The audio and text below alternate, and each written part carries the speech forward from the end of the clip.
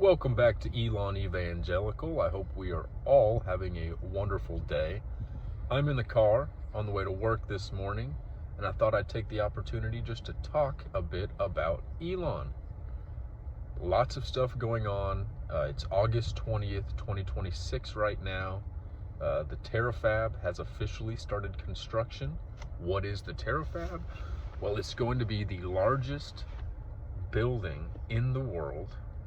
Elon projects the most valuable building in the world, and it's going to make these chips, and the entire process from raw material to top of the line NVIDIA competitor chips. Why is he doing this? People speculate it's because China could take Taiwan, and if they did that, we would be up a creek with no paddle. So he's, the president of the United States is really trying to bring chip building and high-level manufacturing back to the United States. I have a theory that obviously they're kind of buddies, and he's helping him cut through any of the red tape. Interesting fact about this Terafab facility: you can find drone videos. They have started kind of leveling the ground, knocking down trees, starting the initial foundation work of this massive, like 12,000 acre campus. And SpaceX and Tesla don't even officially own all of the land yet. You can look at kind of aerial footage, and I'd say probably 75 to 80% of where the footprint of this building has been owned or is under contract. But there are several parts kind of on the perimeter. It looked to me like the east side of the building was going to be on land that is not currently owned by SpaceX. So if there's a farmer out there with that land, they've already started construction, I think you're going to be able to get a pretty penny out of that land. But that's the Terafab. It's already started. It's a joint venture between SpaceX and Tesla. Tesla's stock had a bit of a pump yesterday. SpaceX is still trending down. I think it's 137, IPO at 150. We will have to see. There's a lot of share unlocks happening over the next handful of months for the rest of this year. Supply and demand on the share, but we will have to see. It's kind of set up similar to tokenomics. If you have any experience with kind of meme coins or cryptocurrency, it's interesting because Elon set up this IPO with quote unquote tokenomics to where the demand will increase, but relative to, as this just happened, the Q2 earnings came out, a large amount of shares were released, but we saw profit and revenue grow substantially, and on Q3 they're going to release another track of shares. But it's also projected that we will see Starlink and Grok AI after they just purchased Cursor.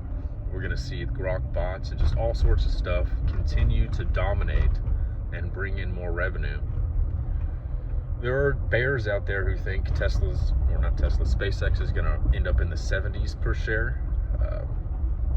I guess it's possible with the amount of unlocks, but there are a lot of people that see the potential with SpaceX. I mean, SpaceX's largest competitor right now is China. They just landed one of their autonomous reusable rockets, potentially yesterday, the 19th of August. They had a catch not long ago where they kind of used wires to catch the rocket, which I thought was brilliant. So we will have to see. We have to really hope that Elon and SpaceX keep crushing it, because their competitors here nationally, I think Rocket Labs, Blue Origin just had a large explosion. Neither one of those competitors really have a substantial cadence to their launches. SpaceX did 2 the other day, and actually in one of their launches brought up satellites for Amazon, which is Jeff Bezos and the owner of Blue Origin, so just to show how far ahead they are. SpaceX owns some spectrum, so does Rocket Labs. I don't think Rocket Labs is going to be able to touch SpaceX. I could be a little wrong on these numbers, but the Starship, the largest rocket that SpaceX has right now, I think it's Flight 13 version 3, something like that. It's not quite fully reusable.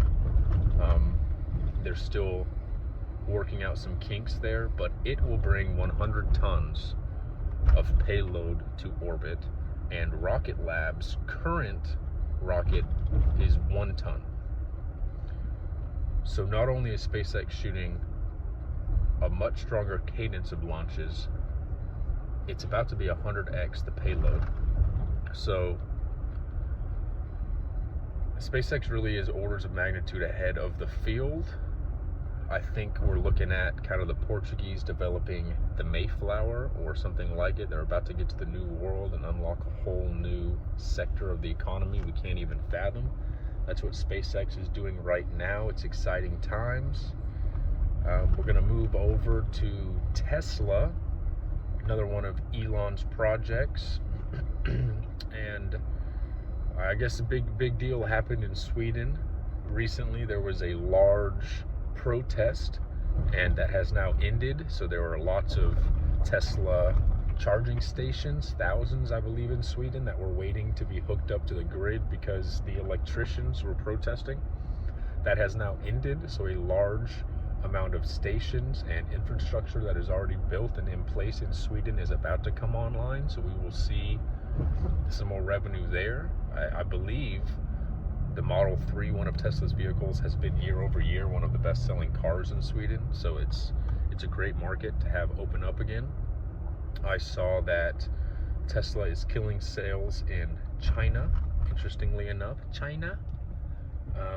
And the Robotaxi is supposed to get released this month. Now that's that nice golden car with no steering wheel. You can order it, come pick you up. It's supposed to be cheaper than an Uber. It is in some cities. Its largest competitor right now is kind of Waymo with LiDAR, which is very limited. And now we've got the Robotaxi, should be, fingers crossed, getting released later this month. It's already the 20th, so we will see. But that could really catapult the earnings. It's just one of the things that when it's out, it's real world physical AI. When it's out in the world, kind of the normies, the boomers, the generation of people that aren't paying any attention are going to start to see the hardware in action and kind of click how advanced some of this stuff is. So I could see that really helping. Every time somebody sees a bright golden cyber cab drive down the street, it's advertising for Tesla. So I think that's great. Tesla just hit 2 million vehicles production per year. Their FSD, for self-driving subscription, is much higher than they anticipated, of course. If you have one, it makes sense to have a car drive itself. I'm sitting here having to drive. This would probably be a more engaging video if I wasn't driving. Also the Roadster, that's a big thing coming out of Tesla. So Elon has announced the release of the Roadster. Of course, not a date yet, but they keep teasing it. That's the car that you could put $50,000 down and then ship it to you eventually. It's been kind of in the cloud for years. It was supposed to be 0 to 60 in under 2 seconds. Now they actually have other Teslas that meet that metrics, and it is kind of theorized that this Roadster could be 0 to 60 in under 1 second, which is almost unfathomable. I don't know, you'd really have to be prepared to even floor that. And also there's a Tesla Roadster XL or Radical, I can't remember what it's called, but essentially it's going to be a mix of the SpaceX technology and the Roadster. This could cost hundreds of thousands to millions of dollars, but it is thought to be unveiled on a launch pad at SpaceX. People aren't really sure what's going on, but it's theorized that it will have rocket engines underneath it, and then the car will be able to fly. Of course, this won't be street legal, and it's not the Roadster people put $50,000 on. It's supposed to be a similar model, but they are actually making a car that can fly, it sounds like. So whenever that gets unveiled, I'm sure that'll be all over everything, and I'll get to make another great video. But basically right now, that is the Elon evangelical. There's still some updates on the Boring Company and Neuralink.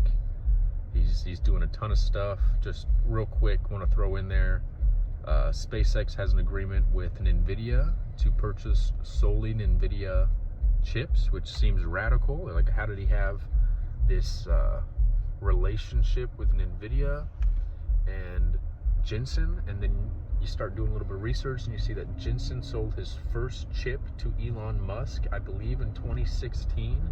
Elon Musk went to a presentation in person, told him he had a nonprofit. That nonprofit ended up being OpenAI, and Elon Musk bought NVIDIA's first chip for OpenAI.